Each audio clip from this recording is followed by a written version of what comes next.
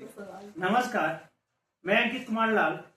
आज महापौर के चुनाव के अवसर पर आज हमारे बीच पूनम सिंह जी बैठी हैं। हालांकि आपको बता दूं कि जो पूनम सिंह जी जो हैं वह पूर्व में नगर पार्षद के तौर पर कई बार विजय प्राप्त कर चुकी हैं भारी मतों से वोट पाकर, और आगामी चुनाव को लेकर क्या इनकी रणनीति है, राजनीति है, आज उनको जानने का हम सब आज प्रयास करेंगे। बहुत बहुत धन्यवाद। पहली बार मेरे दादाजी मतलब चेयरमैन रह चुके हैं, उसके बाद मेरे ससुर सुरेंद्र प्रसाद सिंह, और फिर महिला का सीट हो गया तो मैं आई मैदान में, और जनता का बहुत आशीर्वाद, बहुत प्यार मिला, बहुत भारी मतों से मतलब विजय हुई। तो एक बार जो आगे गिनती में गए मुझे दोबारा मोड़ कर बैठे, और जितना हो सका बहुत अच्छा हम काम किए जनता के हक में, और आगे आएंगे। जो भी बचे हुए कार्य हैं वो जरूर पूर्ण करेंगे। अब यह बताइए कि जो सौंदर्यकरण आप देख पा रहे हैं हमारे डाल्टनगंज शहर में, जो बैरिकेटिंग लगी हुई है छम्मान से लेकर के अस्पताल चौक के बीच में, उस पर आप क्या विचार कीजिएगा समस्याओं को लेकर? देखिए, सौंदर्यीकरण तो अच्छा बात है, लेकिन सौंदर्यीकरण कोई विकास का कार्य नहीं हुआ मेरे नजरिए से। देखिए, और पहले रोड को चौड़ीकरण करना चाहिए था। बड़े बड़े शहरों के तौर पर हर कोई चाहता है कि मेरा शहर सुंदर हो, लेकिन डिवाइडर बना देने के कारण जाम के बहुत स्थिति खराब हो जाता है। यहाँ डाल्टनगंज में स्कूली बच्चे भी फंस जाते हैं। अभी 3-4 दिन पहले 3 दिन एसडीएम का गाड़ी खुद आधा घंटा तक फंसा रहा, तो आम आदमी का क्या होगा। और एक्सीडेंट भी बहुत ज़्यादा यहाँ डिवाइडर बनने से हो गया है। अब यह बताइए, कई सूत्रों के अनुसार जानकारी मिलती है कि प्रथम महापौर जो हैं गांधी उद्यान को लेकर व्यापारिक तौर पर इस्तेमाल करती हैं, और कई बार सोशल मीडिया इन्फ्लुएंसर को बुलाकर प्रोग्राम कराती हैं, टिकट का दाम वसूली करती हैं, जिसका सरकारी में पंकज श्रीवास्तव जी ने वर्णन किया था। उस पर क्या कहिए? देखिए, गांधी मैदान में तो हम लोग का डीपीआर बनाया हुआ था गांधी मैदान के सौंदर्यीकरण के लिए, लेकिन मेरा कार्यकाल समाप्त हो गया, और ये हम तो अभी गए नहीं हैं गांधी मैदान में। लेकिन हम भी सूत्रों से ही पता चलता है कि गांधी मैदान तो व्यवसाय के लिए बनाया गया है, खुद अपना पर्सनल व्यवसाय के लिए, क्योंकि वहाँ पे जो भी चीज़ बना हुआ है, एंट्री फीस ठीक है, जरूरी है इतना साफ सफाई सब करने के लिए, लेकिन जब ये तो जनता के लिए बना हुआ है, जनता के लिए सुख सुविधाओं के लिए, और बच्चे जाते हैं वहाँ तो हर एक चीज़ पर अलग अलग पैसा लगता है, तो ये सही बात नहीं है, क्योंकि ये शहर के लोगों के लिए बना हुआ है। यहाँ के जनता टैक्स देती है, तो फिर हर एक चीज पर पैसा लगना सही बात नहीं है। हमारा तीसरा प्रश्न यह है, आज का हालात जो चलता है निजी खर्च, तब यह बताइए, जब सरकारी सेवा जब फंड मिलता है तो निजी खर्च क्यों जरूरी? जो बेंचों में लिखा मिलता है सोनहरे अक्षरों में प्रथम महापौर के सौजन्य से, उस पर आप जनता के बीच में क्या बात रखिएगा? देखिए, ये तो सही नहीं है। ठीक है, मतलब शहर के शुरू में जो पोस्टर लगता है कि महापौर की तरफ मेदिनीनगर में स्वागत है, या हर जगह रहता है, इतना तक तो सही है, लेकिन शहर के जो भी चीज है उस पर नगर निगम मेदिनीनगर की तरफ से केवल रहना चाहिए। हम लोग आज तक ऐसा काम नहीं किए हैं, बहुत काम किए हैं, तो थोड़े लिख देंगे कि अध्यक्ष के, उसमें वार्ड पार्षद भी आते हैं, उनका भी शहर है, सबका नाम होना चाहिए, एक लाइन में रहना चाहिए कि ये नगर निगम मेदिनीनगर की ओर से। ये अच्छा चीज नहीं है, ये हमको भी ये बात खटकता है हमेशा। और निजी खर्च का जरूरत क्यों पड़ा? आखिर निजी खर्च, हम लोग तो इतना खर्च करते हैं, बहुत सा खर्च शुरू से करते आए हैं, तो हम लोग तो कभी नहीं बताते हैं कि निजी खर्च से अगर हम सक्षम हैं, गरीबों की सेवा कर सकते हैं, मदद कर सकते हैं, भगवान हमको दिए हैं, तो इससे अच्छा और क्या बात है। और जो भी अभी निजी खर्च से काम हो रहे हैं, अलाव जलाए जा रहे हैं, तो इससे जिला से हम लोग को पैसा मिलता था। ऐसा नहीं है कि आज चुनाव के समय ही ज्यादा ठंडा बढ़ गया है मेदिनीनगर में, हमेशा 4 साल 5 साल से निजी खर्च से क्यों नहीं होते आ रहा था। और इसमें हम लोग का फंड मिलता है जिला से, और टैक्स जो मिलता है जनता से, उससे लकड़ी या भी ठंडा में जो भी जलाया जाता था, उस फंड से हमेशा, ऐसा नहीं है कि काटेंगे में ये साल में मतलब अलाव जल रहा है, हर साल ठंडा में जलते आया है। और ये जनता के टैक्स के पैसा से होता है और जो हम लोग को जिला से भी मिलता है उससे होता है। निजी खर्च ये कोई नहीं है, जनता को गुमराह किया जा रहा है। तो यह बताइए, जब कोई प्रथम महापौर अरुणा शंकर से सब कुछ जब मिलने जाते हैं तो अक्सर मुलाकात आनंद शंकर जी से ही होती है, जबकि प्रथम महापौर उस पद पर बैठी हैं जिन पर सवाल जवाब होना चाहिए और उसका जवाब आनंद शंकर जी अपने अपने अनुसार देने का प्रयास करते हैं। इस पर क्या कहिएगा? देखिए, जब हमको जब जरूरत है, अभी वोट मांगना है तो हम दरवाजे दरवाजे जाएंगे, हम खुद सबसे मिलेंगे। जब जब जनता हमें चुन के बैठाती है कुछ आसरा से कि मेरे लिए कुछ करेंगे, तो कुछ हो चाहे ना हो, मिलना तो जरूरी है, तो फिर हम कैसे नहीं मिलेंगे?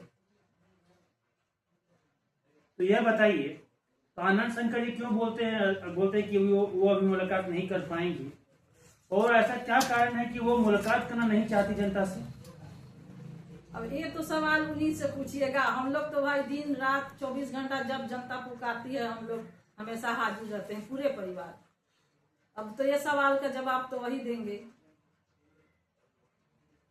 और अंतिम अहम प्रश्न यह है, आगामी चुनाव में आप वो 5 कार्य को वर्णन कीजिए स्पष्ट रूप से। तो सर्वप्रथम उसको कीजिएगा, क्योंकि आज का हालात आप जहाँ देख पा रहे होंगे, सौंदर्यकरण से लेकर पानी की समस्या तक, जिसका विख्यात करना मुमकिनियत तो नहीं है, किंतु यह बताया जाता है कि दुर्लभ स्थिति में है। तब वो 5 कार्यों को हमारे जनता के बीच में रखिए, जो जीतने के बाद वो 5 से क्या सर्वप्रथम आपके चुनाव में रहेगा।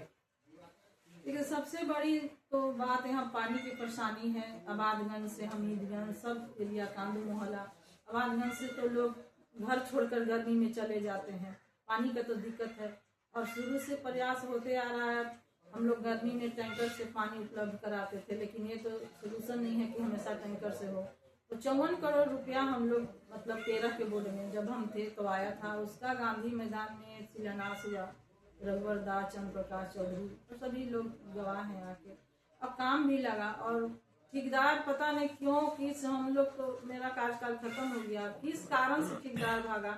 ये बहुत मने दुख की बात है मेरे लिए भी कि इतना मेहनत करने के बाद भी जनता को पानी नहीं मिला तो क्या हम सुख सुविधा दे रहे हैं।